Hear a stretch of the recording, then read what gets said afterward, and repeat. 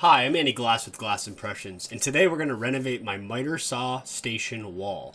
Unfortunately, I lost the intro footage explaining the project, so I will do so while you watch my nephew Evan and I clean it up and demo the current workspace. The structure of the unit is 1 inch by 3 inch rectangular tubing that was cut and welded together and then screwed to the wall.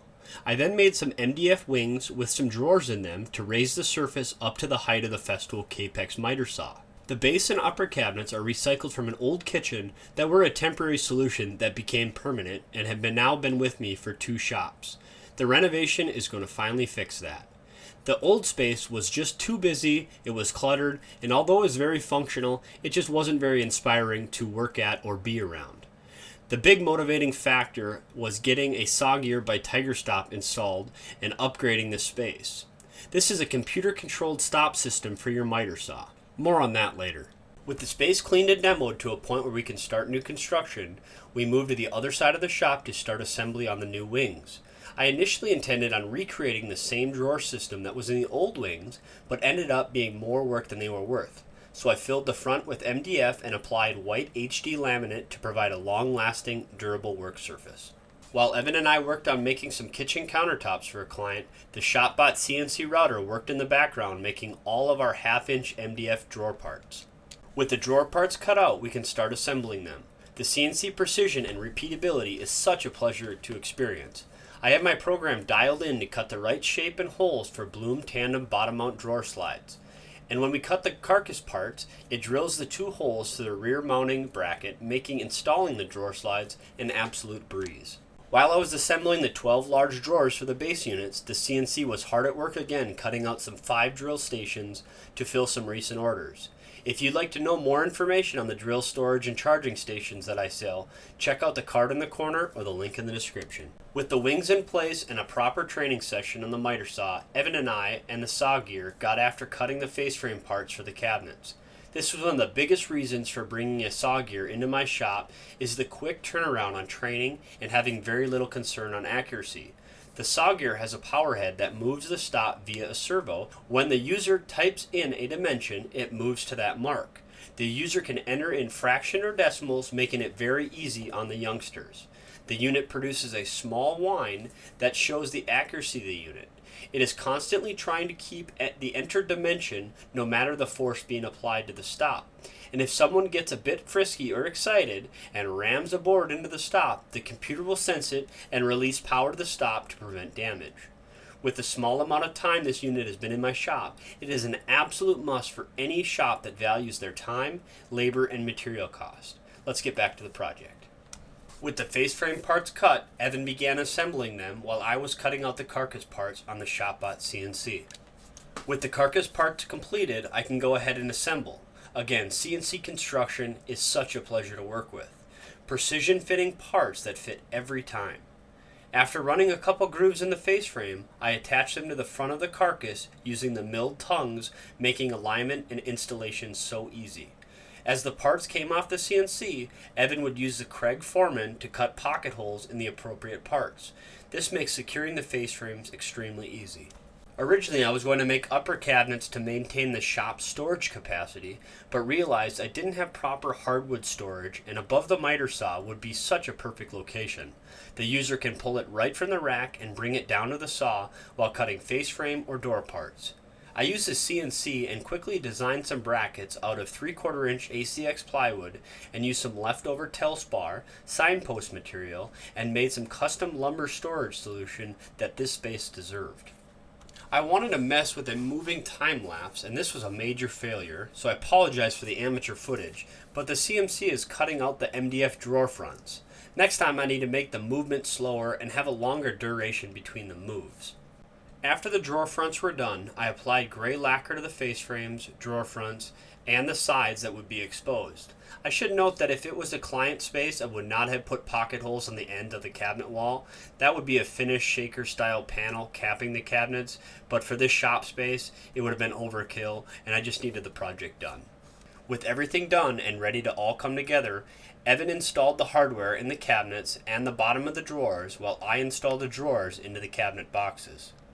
While I was out of town, Evan assembled the lumber rack units, and when I returned, we used the DeWalt laser to get a nice level lumber rack above the miter saw station.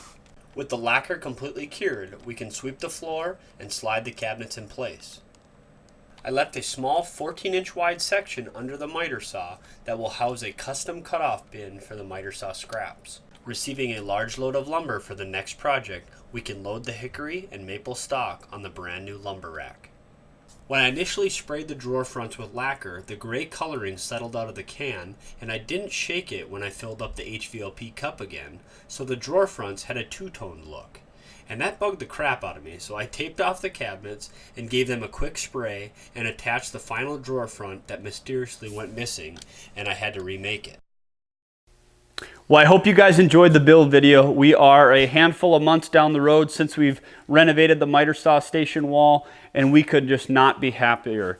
The look, the appearance, the storage, the convenience of the lumber rack above, the accuracy and the convenience of the SawGear, having the Festool Capex in the shop, which has been there for a while, but just having the combination of this is such a fun, inviting, inspiring spot to work. The storage here on the left, the bank of drawers, is stuff that we've designated that we don't need a whole lot. Hardware storage, drawer slides, just various things that we don't need every single day, but it is in a well-organized and beautiful looking space. The bank of 3 drawers here on the right is miter saw station related items. And then I have yet to build the scrap pull-out bin here, but it is storing our Rockler roller stand there. Having the lumber rack above the miter saw station, in my opinion, after experiencing it, is absolute essential. Now in the future shop, I can see myself having 2 lumber storages, one as a main storage and then utilizing above the miter saw as your immediate project use materials. But having the convenience to go right from the lumber rack down to the miter saw is just incredible efficiency. It's convenient. It's just fantastic workspace to be at. Having the SawGear set up has been kind of revolutionary, more so on the front of education and bringing in a second set of hands or labor force that is beyond me. I mentioned in my Tools in Action blog here, and I kind of really focused on that, is that's really my favorite aspect of the SawGear. The parts that you cut on here are perfect. You literally type in 5 inches and the parts, as long as you calibrate it correctly, are going to be exactly 5 inches.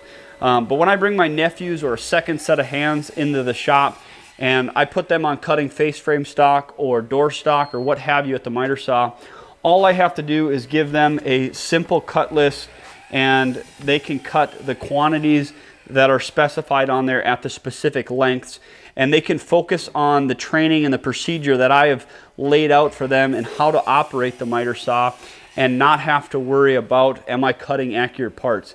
The SawGear is going to cut the accurate parts for you. It's just my training now really focuses on the procedure and keeping that individual or individuals safe as they're at the station. And that really just absolutely cuts down the training time. I don't have to teach someone how to use a tape measure, read it, use it properly. It is just safety oriented now in the training aspect of it. There's maybe a 4 or 5 second training period on the SawGear, and that is it. So with that all being said, I cannot be happier. I really want to embrace this and bring this around to the shop, other parts of the shop, and just make this place really inviting and a beautiful space to work. If you guys have any questions, comments, or concerns, please leave them in the comments. I'd love to provide feedback for you. If you are not subscribed, smash that subscribe button. Don't forget to click that bell so you get notified on future uploads. This was a really fun project and a really rewarding project for me. Thanks guys for watching. I'll see you next time.